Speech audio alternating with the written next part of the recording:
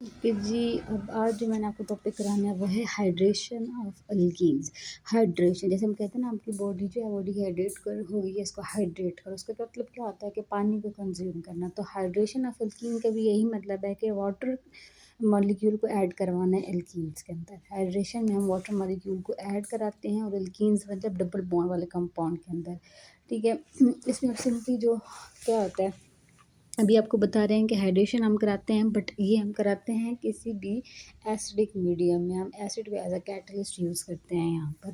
तो अभी आप ये पूरा मैकेनिज्म ये इसी के बारे में, जैसे कि यहाँ पर आपको बताता है hydration of alkene involves the addition of water across the double bond between carbon atom. जहाँ पे भी डबल बॉन्ड है दो कार्बन एटम के दरमियान, वहाँ पे अपने वाटर का मॉलिक्यूल ऐड करवाना है।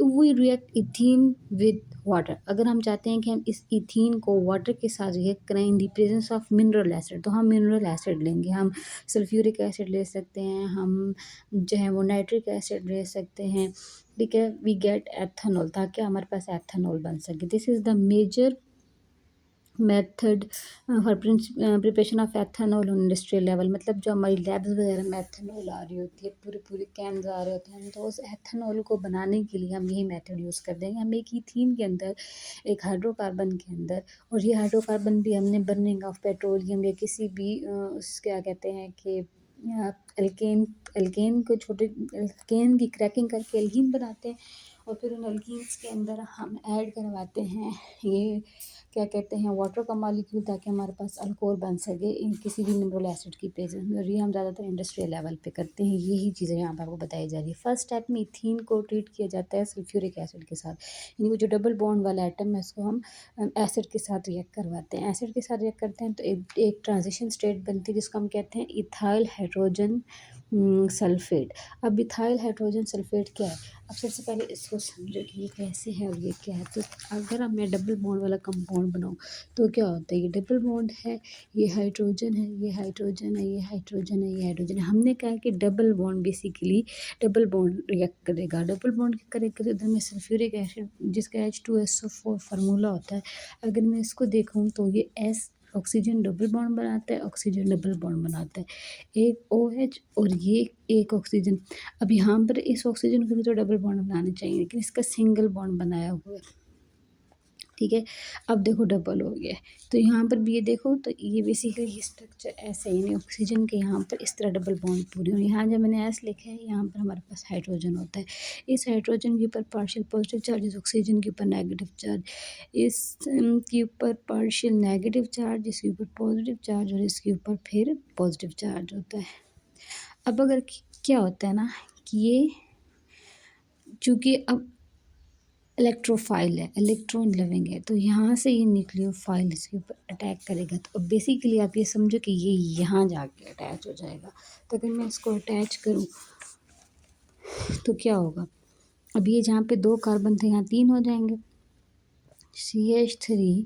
अब ये पूरा कंपाउंड भी तो अटैच हुआ है, CH2 ये वाला CH2। अब ये पूरा कंपाउंड भी तो अटैच हुआ है, O single bond double bond O double bond OH। Means ये पूरा का पूरा कंपाउंड, ये पूरा का पूरा कंपाउंड जाके यहाँ अटैच हो गए, ठीक है।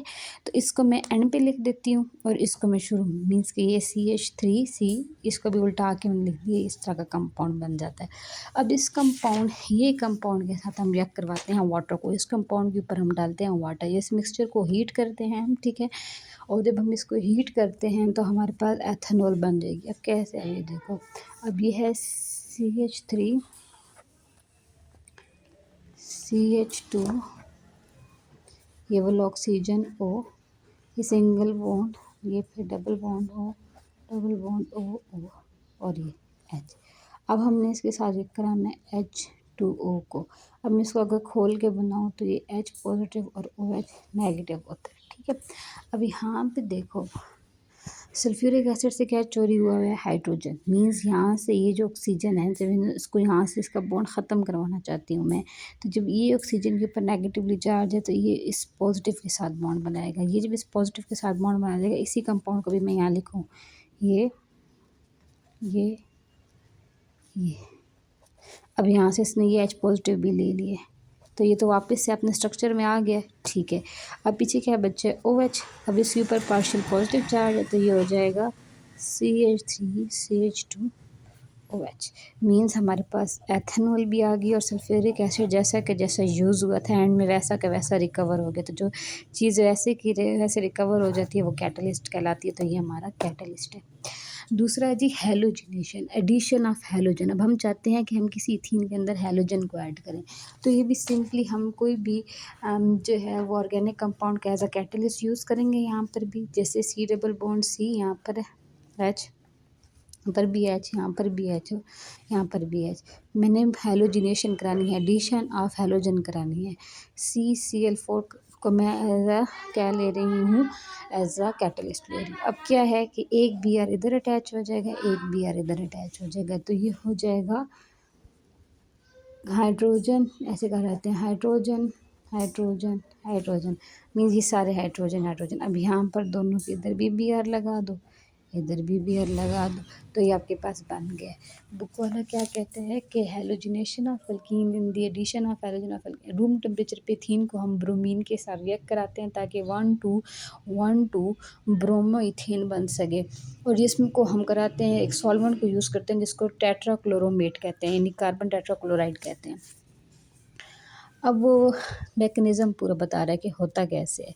तो ये जो मैंने डायरेक्टली आपको बता दी कि ऐसे हो रहा है, बट ये ब्रोमीन के अटैच होने का भी पूरा मैकेनिज़्म है। और वो मैकेनिज़्म कैसे काम करता है अब देखो। अब जब एक non polar bromine came close to ethene molecule due to the repulsion between electron a cloud of bromine and ethene molecule, hydrogen molecule get polarized। अब ब्रोमीन क्योंकि ये Br2 है, डायटोमिक में इसमें इतनी पोलैरिटी नहीं होती, यहाँ पर इंड्यूस डायपोल फोर्सेस पैदा होती हैं जिसकी वजह से थोड़ी देर के लिए इसके ऊपर पार्शियल पॉजिटिव और इसके लिए इसके ऊपर पार्शियल नेगेटिव चार्ज आ जाता है। साथ हमारे पास क्या है, carbon carbon hydrogen hydrogen hydrogen और हाइड्रोजन। अब जब ये आप इसमें रिएक्ट करेंगे तो सबसे पहले ये जो है ये पॉजिटिव वाले के ऊपर रिएक्ट करेगा, तो एक सबसे पहले जाके अटैच होगा CH2, कार्बन दिखाने के लिए ऐसे लिखेंगे CH2, और ये हमारे पास अटैच हो गया Br, क्योंकि इसके ऊपर क्या था, पार्शली पॉजिटिव चार्ज था। अब ये नेगेटिव चार्ज वाला हमारे पास ऐसे ही घूम रहा है।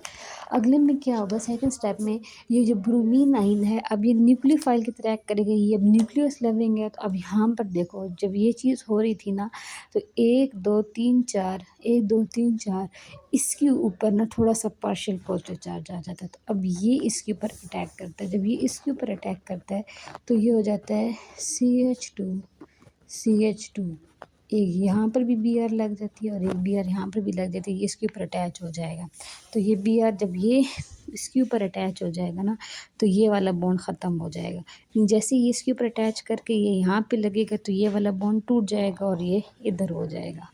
तो इसको हम कहते हैं 1,2, मतलब पहले और दूसरे पे हमारे पास 1,2 ड्राई ब्रोमो इथेन बन जाती है। लेकिन ये भी ये दूसरे पर भी है, चाहे आप सेम साइड पे लगाओ चाहे आप उल्टी साइड पे, लेकिन ये उल्टी साइड पर आती होती है, सेम पे एक दूसरे को रिपेल करती होती है। जैसे मैं यहाँ पर रिएक्शन लिखते वक्त बता रही थी आपको, यहाँ पर कि एक ऊपर और एक इधर नीचे, यानी कि एक नीचे की तरफ लगता है और एक ऊपर की तरफ लगता है।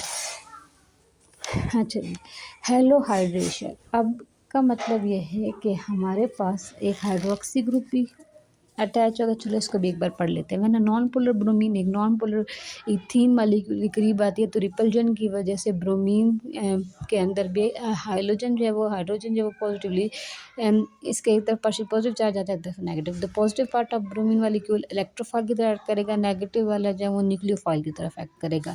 और ये इलेक्ट्रोफाइल इलेक्ट्रॉन लविंग हो जाएगा, तो ये जो पाई बॉन्ड है, जो इलेक्ट्रॉन फिल है, जिसमें इलेक्ट्रॉन फ्रीली मूव करें उसकी तरफ आएगा, तो उसको अटैक करेगा, क्योंकि उसके अंदर इलेक्ट्रॉन फ्रीली मूव होते हुए इसको नज़र आएंगे और ये इलेक्ट्रॉन लविंग है तो ये ऑलरेडी इसकी तरफ भागेगा। फिर सेकंड स्टेप में ब्रोमीन चूँकि न्यूक्लियोफाइल की तरफ एक्ट कर रहा है तो वो अब अटैक करके ये कंपाउंड बना देगा। नेक्स्ट हमारे पास है जी हेलो हाइड्रेशन। अब इसमें हमने एक अटैच करना हाइड्रोक्सी ग्रुप और एक ब्रोमीन अटैच करानी है। Halohydration is the addition of hypohalous acid. पूरा के अब एसिड की बात करें, बेसिकली आपने एक तरफ OH अटैच कराना है और एक तरफ हेलोजन अटैच कराना है डबल बॉन्ड में। अब ये कब होता है जब हम रिएक्ट कराते हैं किसी भी हैलोजन को वाटर की मौजूदगी में किसी भी डबल बॉन्ड या अनसैचुरेटेड कंपाउंड के साथ। अनसैचुरेटेड कंपाउंड को हैलोजन के साथ रिएक्ट कराओ वाटर के प्रेजेंस में, तो यहाँ पे देखो इथीन। अब क्या है, ये बी आर है, यहाँ पे बी आर पॉजिटिव हो जाएगा और बी आर नेगेटिव, क्योंकि जब भी ये इथीन के करीब आएगा इलेक्ट्रॉन इलेक्ट्रॉन रिपल्जन की वजह से इसके अंदर इंड्यूस्ड डाइपोल फोर्सेस पैदा होंगी। इसके अंदर इंड्यूस्ड डाइपोल फोर्सेस पैदा होने की वजह से क्या होगा कि ये पार्शियल पॉजिटिव और पार्शियल नेगेटिव हो जाएगा, और साथ हमारे पास वाटर, और उसका भी हमें पता है कि ऊपर पार्शियल पॉजिटिव होता है कि ऊपर पार्शियल नेगेटिव होता है। तो क्या होगा कि ये चूँकि पॉजिटिवली चार्ज है, ऐसा इलेक्ट्रोफाइल के ऊपर अटैक करेगा, तो एक तरफ तो ये रहा हाइड्रोजन, ये रहा हाइड्रोजन, और एक तरफ तो ब्रोमीन, मर्जी है तो ऊपर अटैच होना, मर्जी है तो नीचे अटैच हो जाएगा। अब ये इसके ऊपर एक और ये दो, अब ये इसके ऊपर पॉजिटिव चार्ज होता है क्योंकि इसके एक बॉन्ड भी रहता है, और यहाँ पर अगर हम आके देखें तो ये पॉजिटिव और ये नेगेटिव। तो अब क्या होगा, इसके ऊपर पार्शियल पॉजिटिव चार्ज है, इसके ऊपर पार्शियल नेगेटिव चार्ज है, तो ये पार्शियल नेगेटिव चार्ज वाला इस कार्बन के साथ अटैच करके यहाँ पर OH बना देते हैं। पीछे पॉजिटिव रह गया और ये नेगेटिव रह गया, तो ये आपस में बॉन्ड बना के HBr बना देते हैं, इसके ऊपर पॉजिटिव इसके ऊपर नेगेटिव। समझ आ गई है कि पहले चूँकि इसके ऊपर पोलैरिटी आ जाती है, तो ये जो है इलेक्ट्रोफाइल, क्योंकि ये इलेक्ट्रॉन लेवेंगे इस कार्बन के साथ बॉन्ड बना लेते हैं। जब ये इसके साथ बॉन्ड बना लेते हैं तो इसके 3 बॉन्ड होते हैं, इसका भी एक बॉन्ड बनना होता है, तो ये वाटर के OH नेगेटिव के साथ बॉन्ड बना लेते हैं। पीछे ये पॉजिटिव और नेगेटिव रहते हैं और यहाँ पे इसमें बॉन्ड बना लेते हैं। अब हमने बनाना है एक एक्सोफिडेशन। अब इसमें इथीन को और हम पर ऑक्सैलिक एसिड को आपस में रिएक्ट करवाते हैं। सिंपली क्या होगा कि बीच में इस कंपाउंड को समझना बच्चों के लिए मुश्किल होता है। अब ये देखो, इस कंपाउंड से हमारा दिल है कि हम इस ऑक्सीजन को रिमूव कराएं, इसका भी पूरा मैकेनिज़्म होता है, लेकिन नहीं गिवन है। तो सिंपली आपने क्या कर लेना है कि ये जो CH डबल बॉन्ड CH2 है ना, ये हो जाएगा CH2 सिंगल बॉन्ड CH2, और ऑक्सीजन है चूँकि 2 बॉन्ड बनाने होते हैं, तो ऑक्सीजन एक बॉन्ड इधर हो जाएगी, ऑक्सीजन की 2 सेटिस्फाई, इसके 4 सेटिस्फाई, तो ये एक ऑक्सी का बन जाता है और एक एसिड बन जाता है। ओजोन एनालिसिस ये इंपॉर्टेंट कम रिएक्शन है, जिंक की प्रेजेंस में ये कम हो रहा होता है। अब बेसिकली ये जो है ये आपकी बुक में भी है, ये पिंडी बोर्ड वालों की बुक में भी है, और ये आगे जब BSc की बुक्स में भी ये वाला रिएक्शन है। इन दिस रिएक्शन ओजोन जो है वो डबल बॉन्ड जो ओजोन है, ठीक है, ये बहुत कोल्ड सोल्यूशन होता है एल्कीन का, और इसको हम डाइक्लोरोमेट की ये सारा बता रहे हैं किस किस की प्रेजेंस में क्या क्या हम रिएक्ट करवाते हैं, क्या होगा। पहले आप रिएक्शन को देखो, हमारे पास CH2 डबल बॉन्ड CH2 होता है, और दूसरी चीज़ हमारे पास O3 मीन्स ऑक्सीजन के 3 बॉन्ड है। अब देखो ऑक्सीजन कितने बॉन्ड बनाने हैं, ऑक्सीजन है तो 2 ही बनाने हैं। तो सबसे पहले मैं इसको खोल लेती हूँ,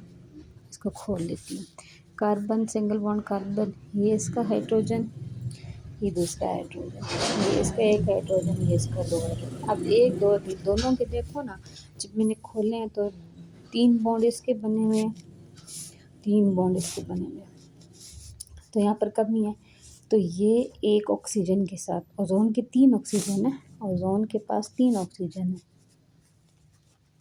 ओजोन के पास 3 ऑक्सीजन, तो ये वाला ऑक्सीजन आ गया। अब इस ऑक्सीजन के 2 बॉन्ड होने चाहिए, तो ये दूसरे ऑक्सीजन के साथ बॉन्ड बना लेगा, इसके भी 2 होने चाहिए, एक ये इधर बना लेगा। अब देखो इसके भी 2 बॉन्ड पूरे, इसके भी 2 बॉन्ड पूरे, इसके भी 2 बॉन्ड पूरे, लेकिन ये खुद को थोड़ा रीअरेंज करेगा, ये अरेंजमेंट कुछ खास उसको पसंद नहीं आएगी। तो जब यहाँ पर रीअरेंजमेंट होगी, खुद को रीअरेंज करेगा, तो कार्बन कार्बन, ये भी कार्बन का हाइड्रोजन, ये भी कार्बन का हाइड्रोजन, कार्बन के 2 हाइड्रोजन है, एक ये एक ये एक ये। अब यहाँ पे तो उसने 2 बॉन्ड बनाए, कार्बन के 2 बॉन्ड, एक इधर और एक इधर, ये एक ऑक्सीजन चला गया, ऑक्सीजन के 2 बॉन्ड पूरे पूरे, 1 2 3 1 2 3। अब फिर भी ऑक्सीजन के साथ बॉन्ड बनाना है, तो हम भी यहाँ पर ऑक्सीजन ऑक्सीजन ऑक्सीजन, ये खुद को पेंटा वाली पोजीशन में रीअरेंज कर लेगा। अब यह इसको हम कहते हैं ओजोनवाइड। इन कंपाउंड्स का डिफरेंट, ये मोलोजवाइड है, ये अनस्टेबल कंपाउंड है, और ये एक स्टेबल कंपाउंड है जिसको हम ओजोनाइड कहते हैं।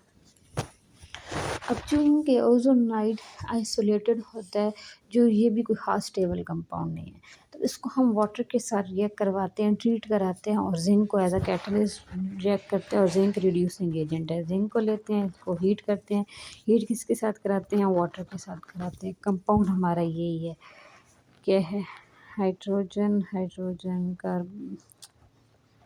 कार्बन का बॉन्ड यहाँ से ख़त्म कर दो, हाइड्रोजन हाइड्रोजन, ये जो बॉन्ड था ये यहाँ चला गया, ठीक है, और ये और ये। अब ये कंपाउंड जब रिएक्ट करेंगे तो ये क्या बन जाएगा, ये पूरा मैकेनिज्म देना चाहिए था इनको। कार्बन डबल बॉन्ड ऑक्सीजन, एक कार्बन का डबल बॉन्ड बन जाएगा ऑक्सीजन के साथ, ठीक है। कैसे कि ये बहुत लंबा मैकेनिज्म होता है कि ये तो पूरा ना गेवा नहीं है, लेकिन स्टेप खा रही नहीं। तो ये carbon double bond with oxygen, ये एक हाइड्रोजन, ये दूसरा हाइड्रोजन, ऐसे दो कंपाउंड बनेंगे। मीन्स कि मैं बताती हूँ ये ना, ये ऐसे बीच में से टूटता होता है ऐसे, ठीक है। तो ये कार्बन, ठीक है, ये दो इसके हाइड्रोजन और ये इसका ऑक्सीजन, ठीक है। और इस ऑक्सीजन के साथ ये अपने डबल बॉन्ड बना लेगा। 1 2 3 4 पूरे हो गए। अब इधर आ जाओ, दूसरा कंपाउंड है, इसको फिलहाल भूल जाओ। इसको देखो, कार्बन हाइड्रोजन हाइड्रोजन, ठीक है, और ये रहा इसका ऑक्सीजन। तो ये इधर डबल बॉन्ड बना लेगा। जब ये इधर डबल बॉन्ड बना जाएगा तो ये ओजोन रेडिकल साइड पर हो जाएगा। और ये अब इस तरह के हमारे पास कितने कंपाउंड बन गए, 2 कंपाउंड बन गए, 2 कंपाउंड बन गए। अब यहाँ पे देखो H2 है और O है, तो यहाँ पर ये दूसरा ऑक्सीजन भी यहाँ अटैच हो जाएगा, तो ये हो जाएगा 2H2O2। समझ आएगी, जो यहाँ से बचेगा ऑक्सीजन वो यहाँ चला जाएगा, ये बीच में से इसकी क्लीवेज हो जाती है और यहाँ पे ये 2, इसीलिए यहाँ पर हम 2 लिखते होते हैं, हमारे पास 2 ऐसे कंपाउंड बनते हैं। और एंड में फिर क्या होता है कि ये H2 और O2 जिंक के साथ रिएक्ट करके ये जो अनस्टेबल ऑक्सीजन यहाँ अटैच हुआ था वो ZnO बना देता है और दूसरा साथ हमारे पास वाटर बन जाता होता है। आगे आते हैं जी पॉलीमराइजेशन। पॉलीमराइजेशन जो आजकल के दौर में बहुत इंपॉर्टेंट है। पॉलीमराइजेशन ही होती है हाइड्रोकार्बन्स की, कि आप नायलॉन जैसा कपड़ा पहन सकते हैं। पॉलीमराइजेशन ही होती है कि आप लोग पॉलीथीन जैसी चीज़ें यूज़ करते हो, जो पॉलीथीन शापर आप यूज़ करते हो वो तो ईथीन के पॉलीमर, मीन्स कि आप इसमें एन का मतलब एन नंबर ऑफ ऐसा फिर ऐसा फिर ऐसा फिर ऐसा ऐसा कंपाउंड जुड़ते रहते हैं और आपके पास पॉलीमर्स बनते जाते हैं। पॉलीमर्स का मतलब होता है जब स्मॉल यूनिट्स, मैं पॉलीमर को कहती हूँ, पॉलीमर का मतलब है कि तस्बीह, एक दाना फिर साथ दूसरा दाना तीसरा, इस तरह लॉन्ग चेन्स जब ये बनती जाती हैं तो उसको पॉलीमराइजेशन कहते हैं, कि स्मॉल मालिक्यूल्स का जुड़ के एक लार्ज चेन बना लेना। स्मॉल मालिक्यूल रिएक्ट कर मिलते हैं और लार्ज मालिक्यूल पॉलीमर्स बनाते हैं। पॉलीमराइजेशन 400 डिग्री सेंटीग्रेड के टेम्परेचर तक होती है और 100 atm के प्रेशर तक होती है। ये ईथीन है डबल बॉन्ड वाला। इफ़ आपने कंडीशन दे दी और यहाँ पर देखो, अब यही कंपाउंड था, अभी दूसरे एक और कार्बन के साथ जुड़ेगा हाइड्रोजन हाइड्रोजन, फिर एक ऐसा पूरा कंपाउंड, ऐसे करते करते तकरीबन हज़ारों कंपाउंड जुड़ते हैं। और एक एग्जांपल पॉलीथीन के शॉप पर जो आप यूज़ करते हैं, ethene gives harder and high melting polythene polymer in the presence of mixture of try ethyl aluminium, ये वाला इसकी प्रेजेंस में, और टाइटेनियम क्लोराइड, जो चीज़ें यहाँ पे यूज़ हो रही हैं। मीन्स ये है कि पोली का मतलब, पॉलीमर्स का मतलब ये ग्रीक वर्ड से निकला है, जिसका मतलब होता है पॉलीन्यूमरस। पॉलीम्यूरस मतलब कि बहुत सारे पार्ट्स जिस चीज़ के जुड़े हुए हों।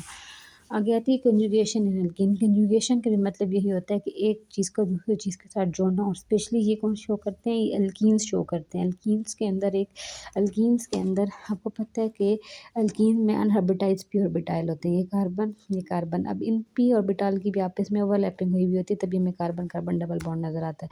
तो ये जब चेन्स जुड़ती हैं तो इनकी भी आपस में इंटरेक्शन होती है, तो हमारे पास पाई बॉन्ड के जितने भी इलेक्ट्रॉन हैं वापस में, फिर यहाँ पर एक और कार्बन और अभी यहाँ पे इसकी चेन है, तो ये आपस में इलेक्ट्रॉन यूँ जुड़े होते हैं, कंजुगेशन कर रहे होते हैं, तो जिसकी वजह से हमें लॉन्ग चेन्स मिलती हैं। Word conjugation come from Latin mean join together, as the meaning of word conjugation show the unhybridized p orbital and the adjacent carbon atom in the parent chain combine together forming a, देखो पूरे pi bond का एक bridge बन जाता है, ठीक है। ये तो सिग्मा बॉन्ड है ना, तो यहाँ पर पाई बॉन्ड में जो है हाइब्रिडाइज ऑर्बिटल होते हैं, इनकी ये इलेक्ट्रॉन जो है वो एक दूसरे के साथ, ये इसके साथ भी इंटरेक्शन कर रहा था, तो ये इन दोनों की भी हो सकती है। फिर इसको छोड़ के इन दोनों की हो रही थी ना, तो इन दोनों की भी हो सकती है। फिर इन दोनों को छोड़ के इन दोनों की, तो यहाँ पर ये पूरा एक ब्रिज सा बन जाता है। Conjugation is found in those alkene which have alternate double and single bond, specially alternate, जैसे बेंजीन होती है, जहाँ पे इधर में बेंजीन बना, अब यहाँ पे डबल बॉन्ड है,